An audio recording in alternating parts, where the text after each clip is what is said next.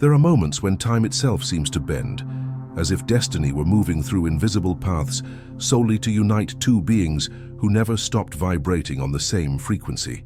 When the soul recognizes what it never ceased to love, it no longer matters how much time has passed, how many roads have been traveled, or how many masks have been worn. The reunion becomes inevitable.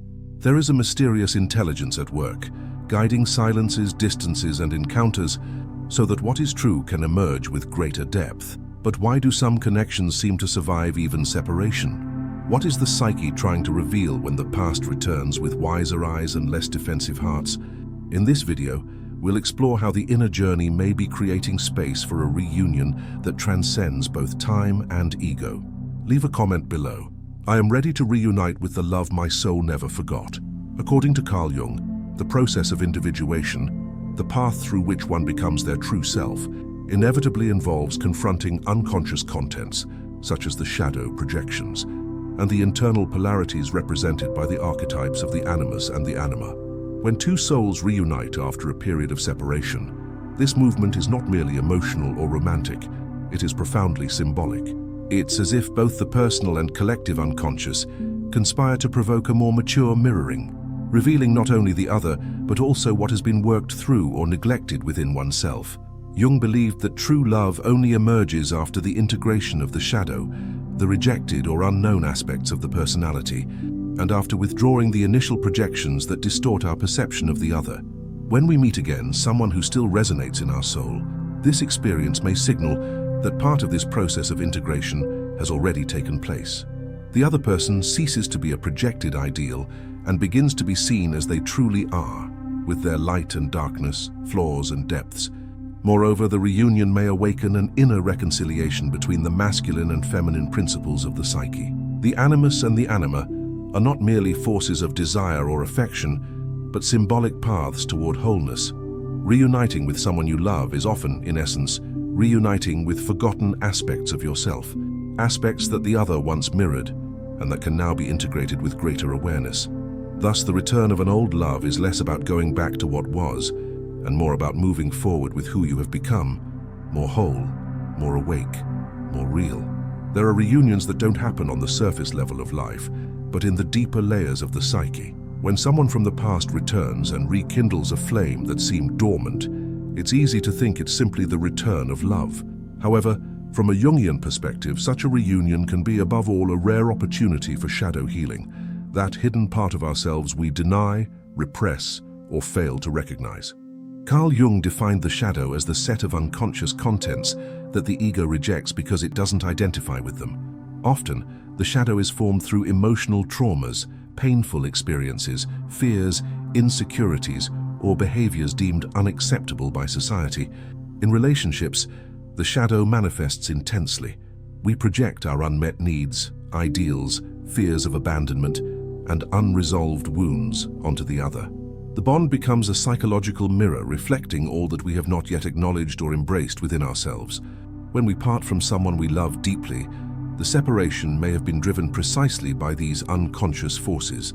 Arguments that made no sense, emotional self-sabotage, sudden distance, all may be expressions of the shadow acting silently, leading the relationship toward collapse.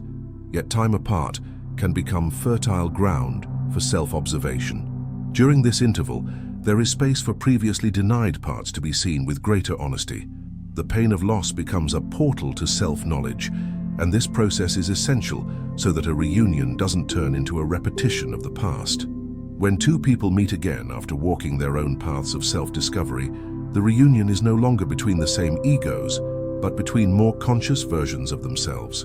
The shadow, once expressed through impulsive or unconscious reactions, can now be recognized at the very moment it arises.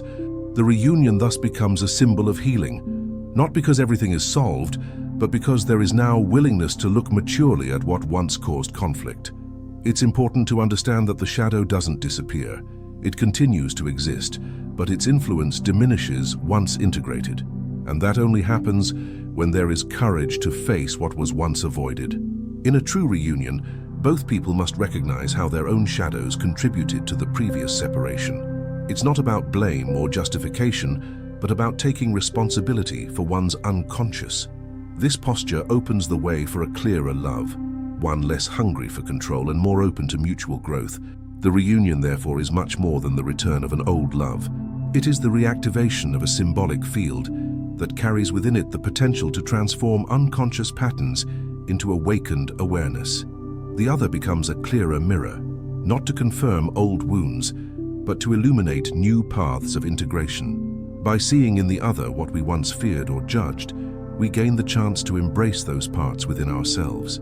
This is where the relationship ceases to be merely a source of pleasure or pain and becomes a genuine path of individuation.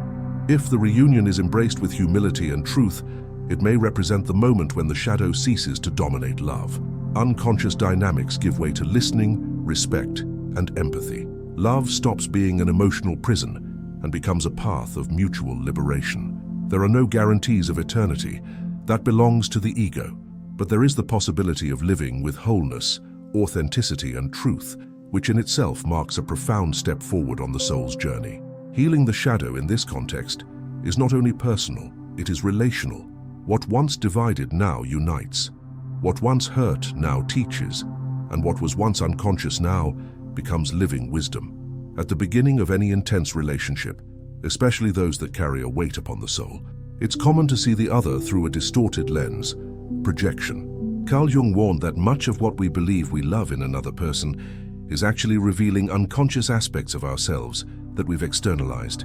We project ideals, wounds, desires, even archetypal images onto the beloved, creating, without realizing it, a mirror that reflects far more of us than of them in their wholeness. While natural in the early stages, projection becomes dangerous if left unrecognized. We love not who the other is, but who we wish them to be. We construct an inner character, an idealized image, that eventually crumbles before reality. That's often when relationships enter crisis.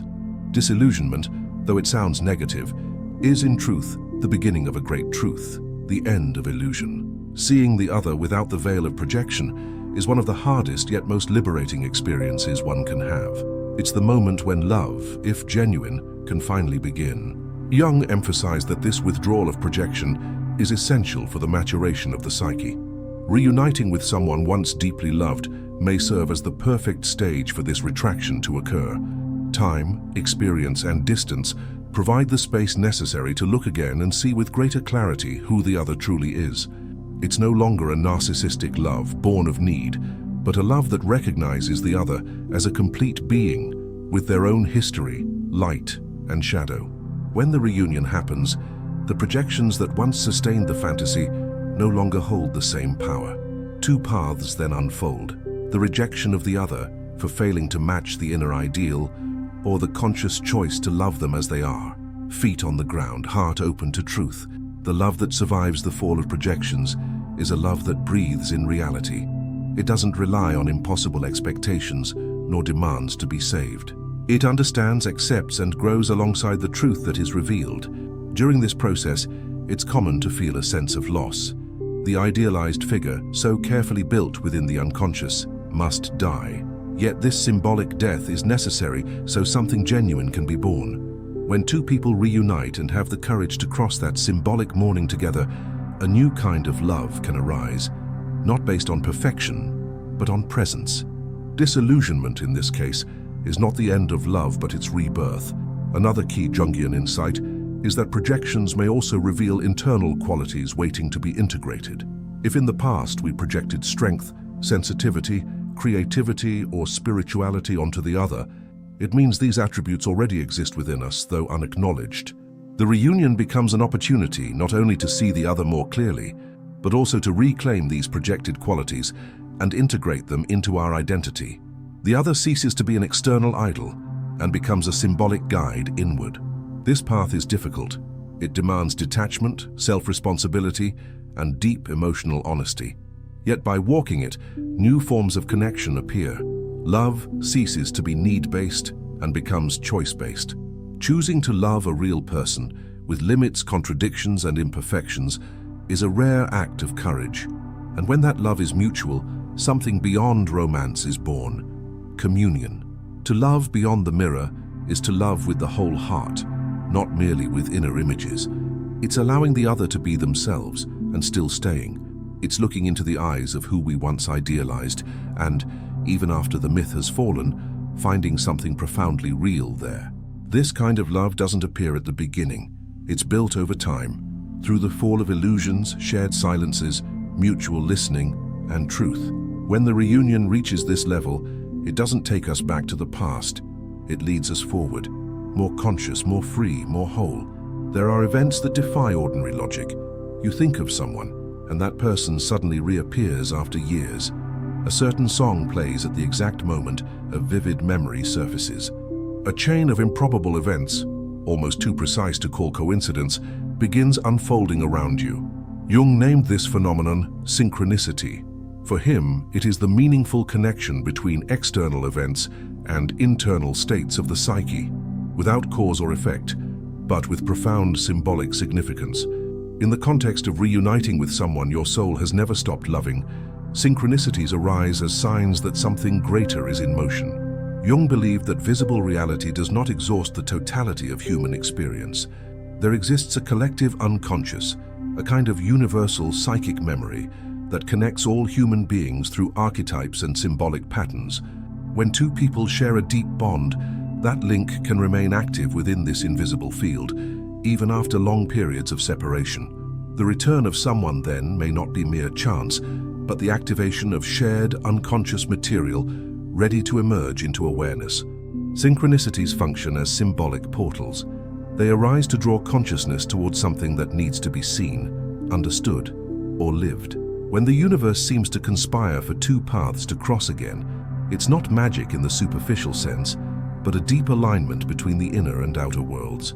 It's as if the soul were ready to relive, revisit, or redefine an unfinished story. Not to repeat it, but to integrate it in a new way.